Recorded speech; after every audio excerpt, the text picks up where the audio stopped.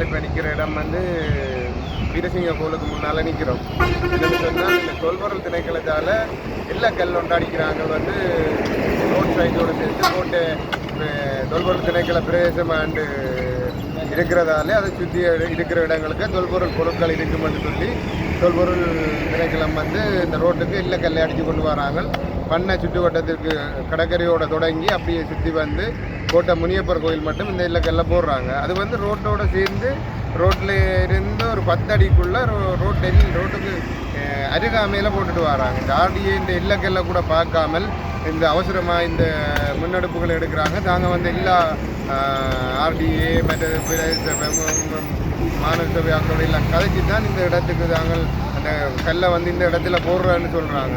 ஆனால் இந்த நாங்கள் கேட்டுக்கொண்டது என்னென்னா உங்கள் பிரதேசம் சொன்னால் நீங்கள் ஆர்டிஏ இந்த கல்லுக்கு அங்காலையாவது இறக்கி ஒரு 40 அடி ரோட்லேருந்து 40 அடியாவது இறக்கி போடுங்கன்னு கேட்டோம்.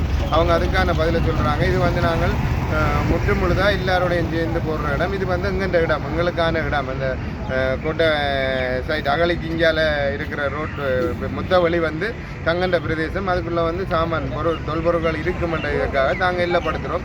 அந்த மாதிரி தான் நான் ஒரு கதை சொல்லிக்கிறோம். ஆனபடியே நாங்கள் கேட்டுக்கொண்டதுக்கு முன்னாங்க நாங்கள் செய்ய இல்லாதன்ற மாதிரியும் சொல்லிக்கிறோம்.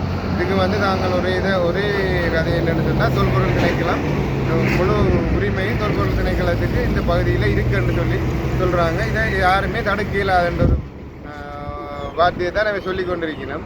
இதுக்கான நடவடிக்கையை மாநகர சபை விரைஞ்சு எடுக்க இல்லையா கதைக்குதான்றதையும் நாங்கள் பொறுத்திருந்து தான் பார்க்குவோம். நன்றி.